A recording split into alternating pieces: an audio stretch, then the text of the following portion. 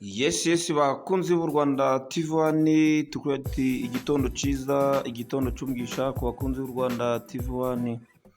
Tugusuhuza abadukurikiranye bari hirya no hino mu turere dutandukanye tw'intara y'Amajyaruguru, abadukurikiranye bari mu turere dutandukanye tw'intara y'Uburengerazuba, hari abadukurikiranye bari mu turere dutandukanye tw'intara y'Amajyepfo, mu ntara y'Uburasirazuba ndetse no mu mujyi wa Kigali, aho bose tuzi ko badukurikirana. Nyaboneka Rwanda TV1 mukuri subscribe, mukoresha ndetse na comment kugira ngo u Rwanda TV1 rukomeze kwaguka. Muri gitondo tugiye kugezaho amakuru y'imikino by'umwaka tuzi kwibona muri shampiyona y'u Rwanda kuri mugoroba yakomezaga, aho amakipe yo mu gihugu cya Sudan akomeje gukina imikino yayo twakita nk'ibirarane. Tuza kubabwirayo mu gihugu cya Uganda naho muri Afurika shampiyona mu Uganda yakomezaga, naho turaza kubabwiraho ko byagenze ko habaye imikino. Turaza kubabwira kandi no hirya no hino ku mugano w'iby'umwaka twabona muri UEFA Champions League cya gikombe cy'amatwi manini cyane.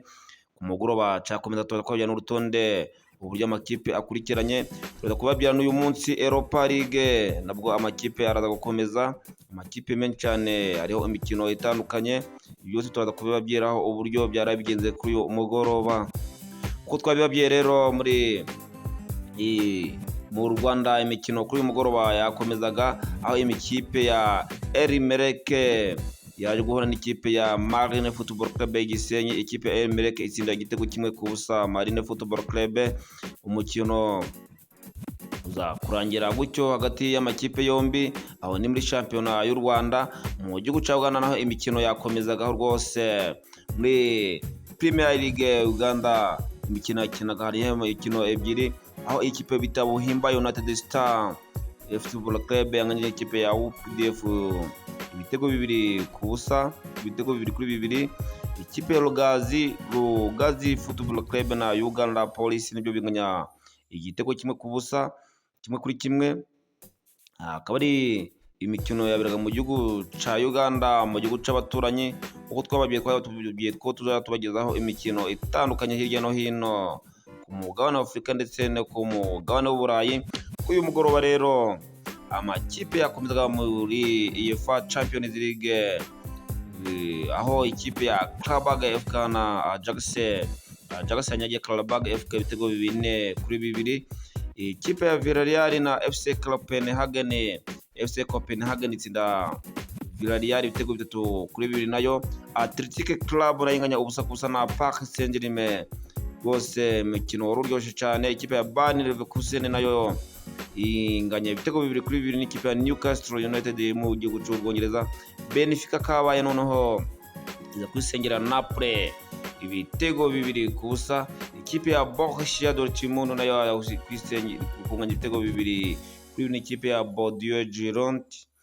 Mu gihugu cy'Ububiligi ikipe ya Club Brugge nayo gutsindwa n'ikipe ya Arsenal gusa hano ikipe ya Club Brugge imbere y'abafana bayo ibitego 3 ku busa. Juventus nayo itsinda na Pafos Football Club ibitego 2 ku busa nayo. Ikipe ya Real Madrid nayo iza gutsindirwa yo Parc des Princes ibitego 2 kuri kimwe n'ikipe ya Manchester City mu gihugu cy'Ubwongereza. Inshuti bakunze u Rwanda TV1 rwose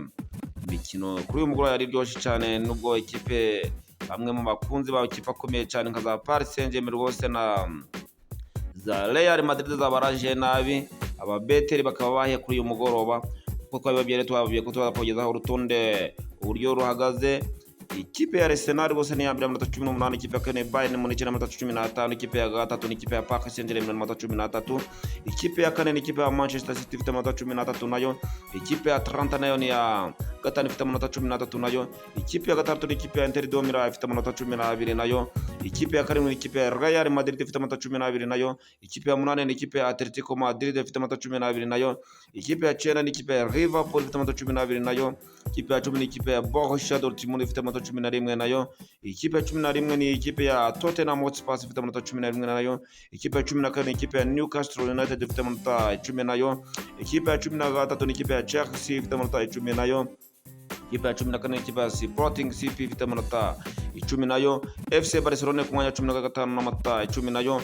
ikipe ya 16 ikipe ya Marseille ifite amanota 9 nayo, 17 ni ikipe ya Juventus de Turin ifite amanota 9 nayo,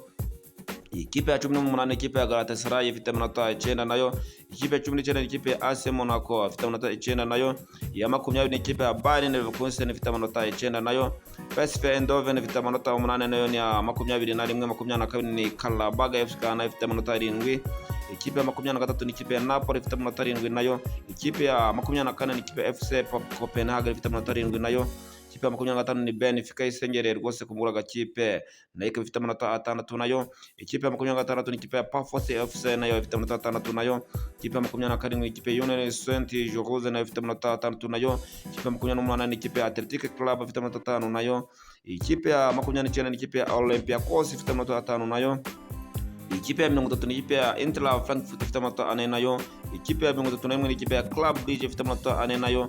ikipe ya 31 ni ikipe ya 32 ni ikipe ya Bordeaux Gironde ifite amanota 3 nayo, ikipe ya 33 ni Slavia Prague ifite amanota 3 nayo, Ajax nayo ifite amanota 3 ni ya 34,